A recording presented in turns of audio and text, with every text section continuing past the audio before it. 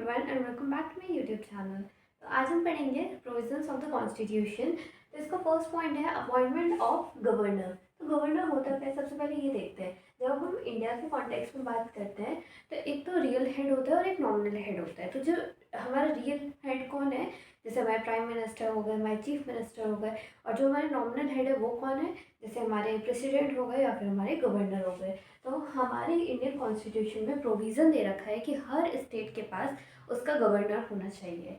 ठीक है, गवर्नर के पावर्स, फंक्शन, जब हम गवर्नर पढ़ेंगे बाद में तो हम अच्छे से पढ़ेंगे, बट यहाँ पे अपॉइंटमेंट है गवर्नर का। तो गवर्नर को अपॉइंट कौन करता है, आर्टिकल 155 में बोल रखा है जो प्रेसिडेंट है वो अपॉइंट करेगा गवर्नर हर एक स्टेट के लिए। जैसे राजस्थान का अलग गवर्नर है, यूपी का अलग गवर्नर है। ठीक है, ऐसे सेकेंड पॉइंट इसमें क्या आता है, governor is the constitutional head. जो गवर्नर है वो एक तो कॉन्स्टिट्यूशनल हेड है और एक एग्जीक्यूटिव हेड है। ठीक है, इसके बाद और ये गवर्नर जो अपना भी कुछ भी काम करता है, कोई भी वो डायरेक्शन देता है, वो किसकी एडवाइस पे देता है, मिनिस्टर्स की। जैसे काउंसिल ऑफ मिनिस्टर होता है सेंट्रल लेवल पे, ऐसे ही स्टेट लेवल पे भी काउंसिल ऑफ मिनिस्टर्स होते हैं जो कि चीफ मिनिस्टर के मिनिस्टर्स होते हैं। तो उनकी जो भी एडवाइस रहती है उनके बेस पे गवर्नर अपने डिसीजन करता है या फिर एक्ट करता है। ठीक है, इसके बाद बात आती है he is a link between state and central government. जो गवर्नर है उसको प्रेसिडेंट अपॉइंट कर रहा है और ये एक लिंक है स्टेट और सेंटर के बीच में। स्टेट के रिलेशन, सेंटर के रिलेशन को अच्छे से मैनेज करता है, कौन करता है, गवर्नर। इसके बाद at the time of state emergency, state emergency का आर्टिकल आपको पता है, आर्टिकल 356। ठीक है, तो स्टेट इमरजेंसी के टाइम पे जो गवर्नर है वो ही प्रेसिडेंट को रिपोर्ट करता है कि अब आप इस स्टेट के कॉन्स्टिट्यूशनल मशीनरी का फेलियर हो गया है, तो अब इस पर आर्टिकल 356 के अंडर क्या कर दीजिए, प्रेसिडेंट रूल अप्लाई कर दीजिए। दूसरी पॉइंट आता है emergency provisions of the president. हमारे कॉन्स्टिट्यूशन में प्रेसिडेंट के इमरजेंसी प्रोविजंस भी दे रखे हैं, जिसमें फर्स्ट आता है आर्टिकल 352, आर्टिकल 356 एंड आर्टिकल 360। तो सबसे पहले आर्टिकल 352 में क्या होता है, वॉर और external aggression. For example Pakistan अगर हमसे वॉर करे या फिर कुछ ऐसे एक्सटर्नल एग्रेशन आने लगे नेपाल की साइड से, श्रीलंका की साइड से, तो हम इस इमरजेंसी को अप्लाई कर सकते हैं इंडिया के अंदर।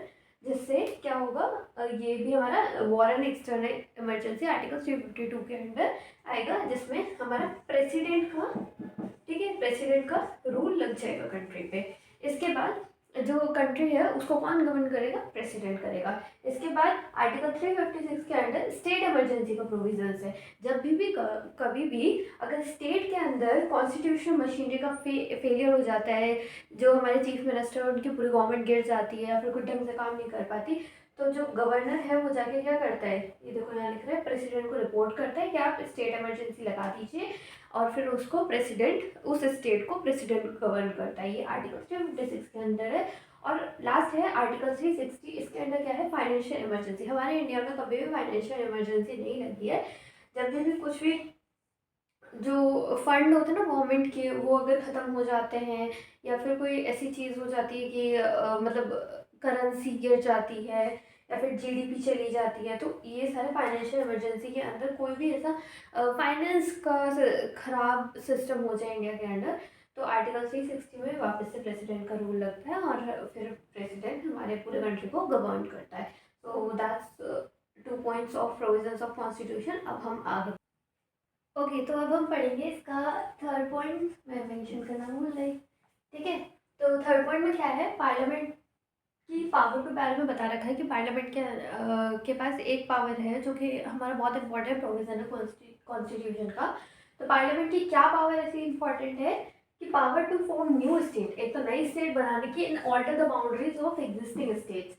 फॉर एग्जाम्पल लेते हैं, जब हमारे आंध्र प्रदेश था तो एक बड़ा स्टेट था और उसकी बाउंड्रीज को ऑल्टर करके उसमें से तेलंगाना स्टेट की फॉर्मेशन हुई। तो एक तो ये पावर सिर्फ किसके पास होती है, ओनली पार्लियामेंट, सिर्फ पार्लियामेंट के पास ये पावर होती है कि वो इंडिया के अंदर नई स्टेट बना सके या फिर इंक्रीज कर सके या फिर कम कर सके, बढ़ा सके या फिर घटा सके किसी स्टेट की बाउंड्री को। फॉर एग्जाम्पल उत्तर प्रदेश में से उत्तराखंड निकला था, ठीक है, या फिर जो वो है आंध्र प्रदेश, उसमें से तेलंगाना स्टेट निकला था।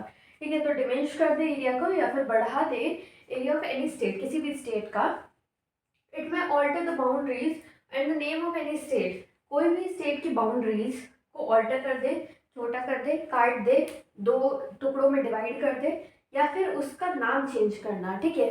जैसे पहले उत्तरांचल नाम था उत्तराखंड का, तो ये भी हमारे पार्लियामेंट का ही काम है, उत्तरांचल स्टेट को उत्तराखंड नाम देना, ठीक है।